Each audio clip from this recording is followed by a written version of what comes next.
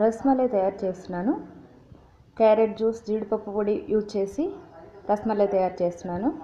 ముందుగా దీనికి కావలసిన పదార్థాలు: పాలు 2 లీటర్లు, పంచదార 2 కప్పులు, నిమ్మకాయ 1, యాలకుల పొడి 1/2 టేబుల్ స్పూన్, జీడిపప్పు పొడి 3 స్పూన్స్, క్యారెట్ జ్యూస్ 2 స్పూన్స్. ముందుగా మలై తయారు చేసుకోవాలి. దీనికోసం స్టవ్ వెలిగించి ఆ స్టవ్ పైన 1.5 లీటర్ల పాలుని వేడి చేసుకోవాలి. పాలు కొంచెం మరిగాక స్టవ్ ఆఫ్ చేసి పాలుని పక్కకు దించుకోవాలి. పాలుని ఇలా పక్కకు దించుకున్న తర్వాత నిమ్మరసంలో కాస్త నీళ్లు వేసి ఇలా కలుపుకోవాలి. ఇలా పాలలో ఈ నిమ్మరసం అంతా వేసి బాగా కలపాలి.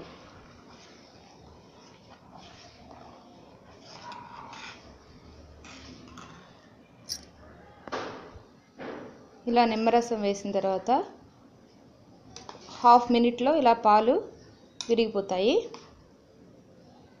ఇప్పుడు వీటిని వడకట్టుకోవాలి.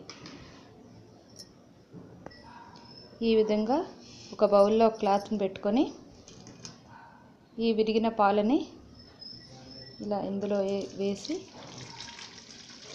వాటర్ అంతా స్ట్రెయిన్ చేసుకోవాలి.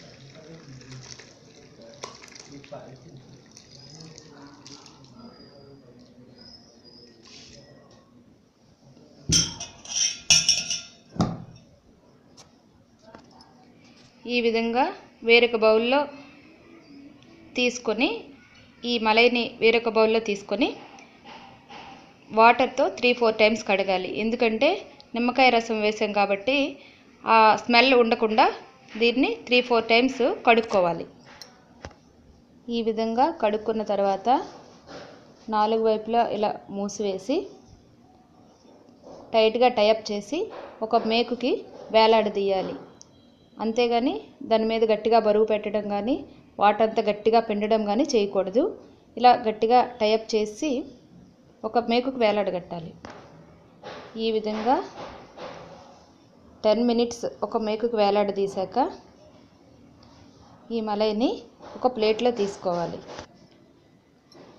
దీన్ని ఒక ప్లేట్లో తీసుకొని బాగా రబ్ చేయాలి, బాగా పేడించాలి. గరిటెతో కన్నా చేతితో బాగా స్మూత్గా ఇలా పేడించాలి.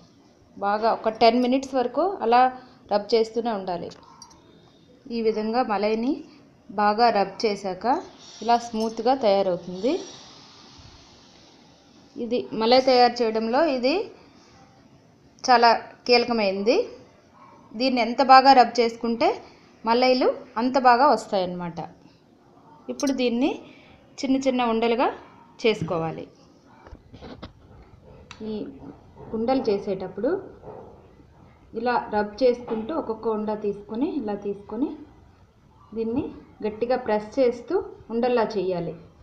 పగుళ్ళు ఉంటే సరిగ్గా మలై సరిగ్గా రాదు. ఈ విధంగా ఉండలను తయారు చేసుకున్నాక ఇవి కాస్త చిన్నగా తయారు చేసుకోవాలి. పెద్దగా అయితే మళ్ళీ పాకంలో ఉడికేటప్పుడు ఇంకా పెద్ద అవుతాయి, ఉబ్బుతాయి. కాబట్టి కొంచెం చిన్నగా తయారు చేసుకోవాలి. స్టవ్ వెలిగించి ఒక కుక్కర్ స్టవ్ మీద పెట్టుకొని 1.5 కప్ పంచదార వేసి దానికి 2 కప్స్ వాటర్ వేసి పంచదార అంతా కరిగే వరకు మరిగించాలి. ఈ విధంగా పంచదార కరిగి ఈ వాటర్ మరుగుతున్నప్పుడు ఇందులో మలైల్ని ఒక్కొక్కటి జాగ్రత్తగా వేసుకోవాలి.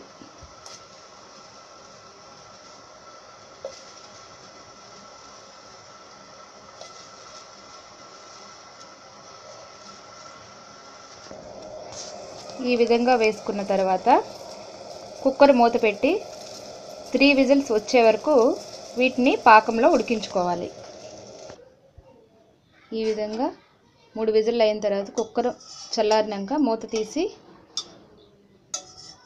చూస్తే ఇవి ఇలా ఈ మలైలు కొంచెం ఇలా ఉబ్బుతాయి. ఇప్పుడు దీన్ని పక్కన పెడదాం. ఇప్పుడు స్టవ్ వెలిగించి వేరొక బౌల్లో 1/2 లీటర్ పాలు తీసుకొని బాగా మరిగించాలి. ఈ పాలు మరిగేలోపు ఈ మలైల్ని జాగ్రత్తగా ఒక్కొక్కటి తీసుకొని వేరొక బౌల్లో తీసుకోవాలి.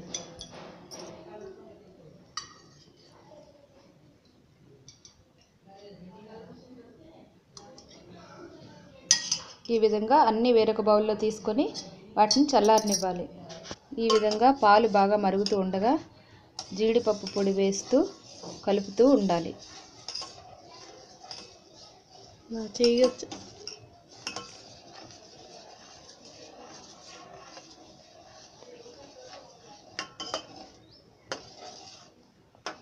ఈ విధంగా జీడిపప్పు పొడి వేస్తూ కలుపుతూ 5 మినిట్స్ ఉడికించుకోవాలి పాలని. అప్పుడు పాలు ఇలా చిక్కగా అవుతాయి. పాలు కాస్త చిక్కగా అయిన తర్వాత ఇందులో 1/2 కప్ పంచదార, 2 టేబుల్ స్పూన్స్ క్యారెట్ జ్యూస్ వేసి బాగా కలుపుకోవాలి.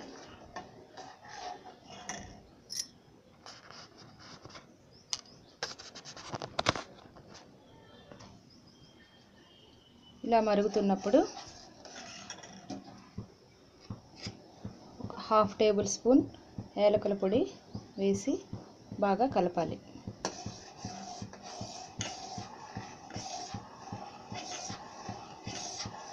ఇది బాగా చిక్కగా అయ్యాక స్టవ్ ఆఫ్ చేసి దీన్ని చల్లారనివ్వాలి. ఇంకా పాలు మలై రెండు బాగా చల్లారిన తర్వాత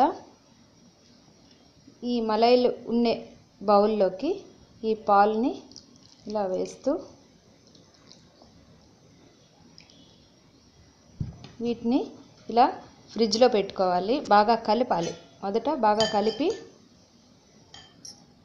ఇవి చెదిరిపోకుండా కలపాలి. కలిపి ఫ్రిడ్జ్లో పెట్టుకోవాలి.